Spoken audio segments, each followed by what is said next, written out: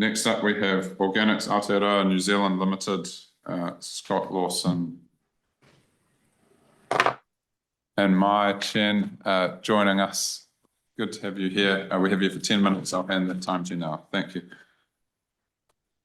Good morning, Chair and committee members. Thank you for the opportunity to present today regarding this highly complex gene tech bill. I'm Scott Lawson, a certified organic grower and board member of OANZ. With me is Mai Chen, who we've engaged as our legal expert. I take our submission as read and would like to give some context to it before passing over to Mai and then taking questions. OANZ is the umbrella organisation for all organic groups in Aotearoa, New Zealand. We're presenting here today with a mandate to speak for the wide organic sector which we represent. OANZ members produce nearly $1 billion in revenue for New Zealand.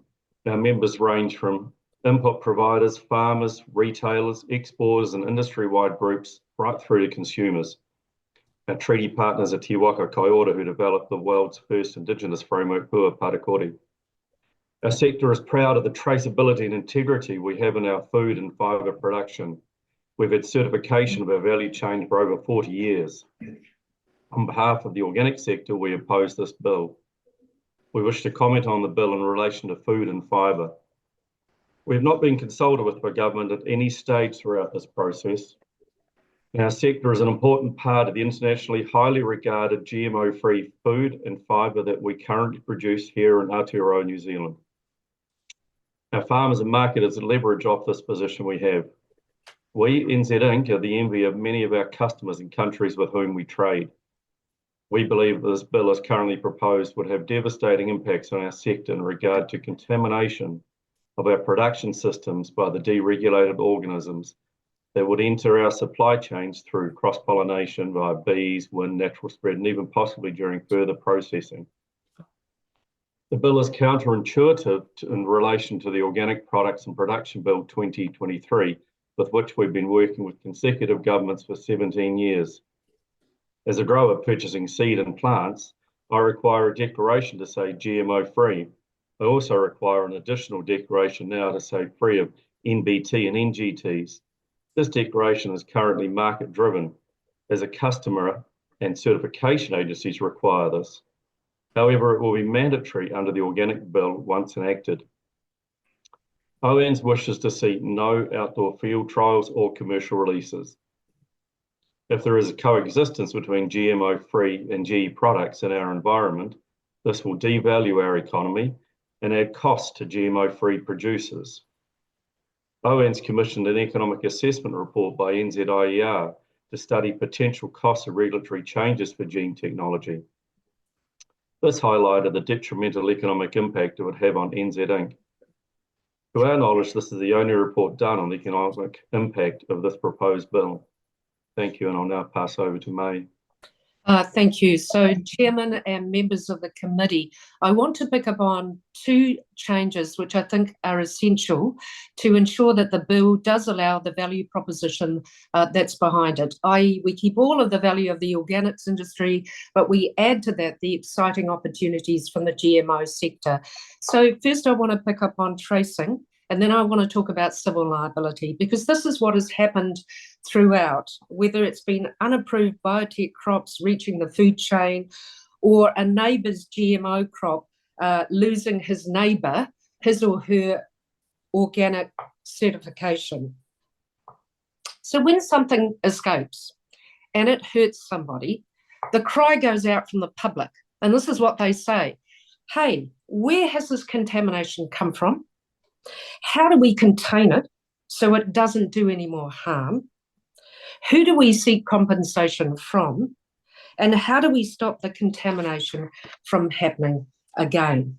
Now, at the moment, there is no effective or enforceable traceability for those GMOs and gene technologies under the exempt provisions, the non-notifiable provisions, or the notifiable pathways in the bill, as they don't require an application to the regulator or have conditions imposed on them.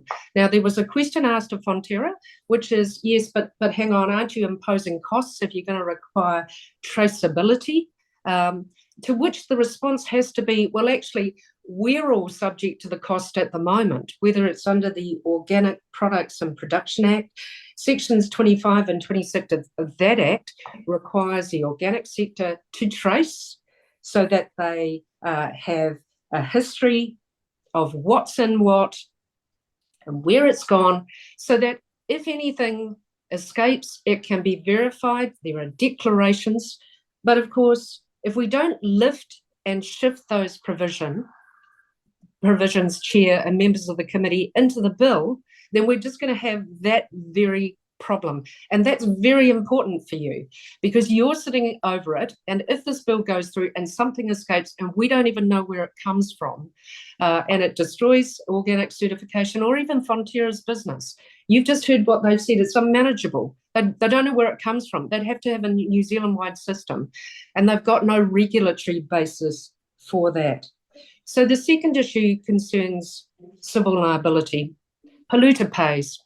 So something escapes, and for example, Scott runs a organic farm. He loses his certification. All of those jobs, all of those export dollars no longer coming into New Zealand. He says, well, where do I get compensation from? So at the moment, there are compensation provisions or strict liability provisions, but they're in the has no legislation.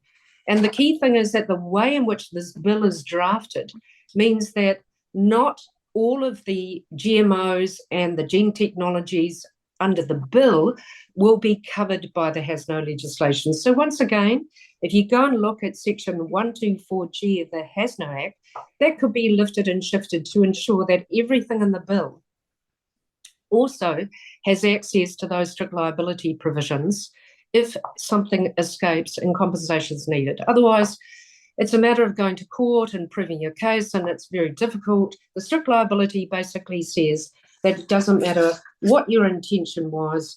If it's happened and there's harm, then you have to pay. So, of course, there's also provisions that we want to argue should not be removed at the moment under the RMA. Local and regional authorities can allow coexistence measures so that if you've got an organic farm and you've been there for 5 centuries, but your neighbour rocks up and says, actually, I'm planting GMO, and that's going to result in that existing farmer with property rights losing their organic certification, then the local and regional councils can put coexistence measures in. But the bill repeals the existing powers of local authorities under the RMA to do that. So in closing, there are some really exciting opportunities in this bill. However, you've got to have tracing provisions.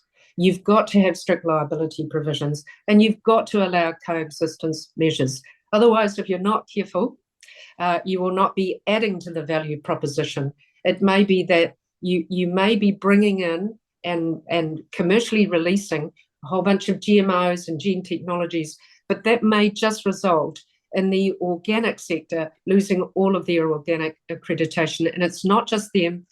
Fonterra has got similar concerns. Thank you. And we're open to taking questions if we can help. Thank you. Excellent. Thank you. We have a few minutes. I saw Minister Patterson had his hand up, and then I noticed Dr. Frill had hers up, Steve, as well. Yeah, We have to be quite sharp, but we've got a minute. so just on that liability thing, mate, so as the bill's drafted at the moment, if the scenario that Scott, that you laid out for Scott's farm, where would you go? Like, how would you prosecute that case as the bill was drafted now? Like, what options would you have? Well, it's a really good question, Minister. And obviously what happens is if you've got a provision like section 124G of the HASNO Act, then basically it says the person's liable for any loss or damage caused by any act or omission of the person while they're developing field testing or disposing of any new organism or failing to comply with any controls or imposed by the approval. So in that case, you go to court and you say, well, actually, you're like, well, first you go to the person and say, if there's tracing, of course, Minister, if there's tracing, if there's no tracing and you don't know where it comes from. So actually, the tracing provisions and the civil liability provisions have to go together because otherwise, who do you sue? Who do you go to in the first instance and say, look, buddy, you know, it's your crops. This has caused this damage. you either pay up under something like Section 124, which is strict liability, or we're going to go to court and enforce it. So the prerequisite step is you have to know who it is you can enforce this against, which means you have to know who it is that released the GMO or the technology which has had an impact on you. But then once you've got that, you can enforce it. Now, if you don't have any of these provisions, then ultimately it will come back to the ministers and MPs. And the public will say to you, you let this bill go through. There are no provisions in here that allow us to trace this stuff. We don't even know how to contain it. We don't even know where it comes from. We don't even know who to sue. Mr. Chair, Vero, I'll be very sharp. Thank you for your submission. This issue of coexistence is the biggest gap in the bill. Can you please explain why you favour a traceability and liability, a strict liability approach, as opposed to permits being on the basis of mitigations that allow coexistence? Because thank you, Dr. Vero, because permits are great, but my whole life and livelihood depends on people breaching their permits.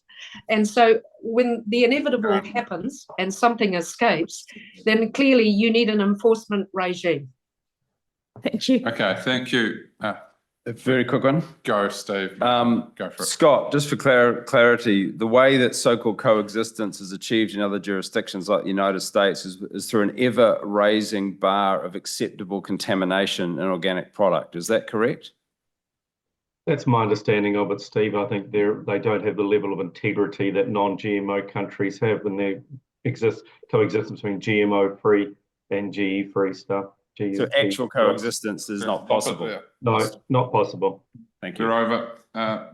Thank you very much, Organics Aotearoa, Steve and Mai, for coming on. Good to have you here. Thank you for your submission. Got it.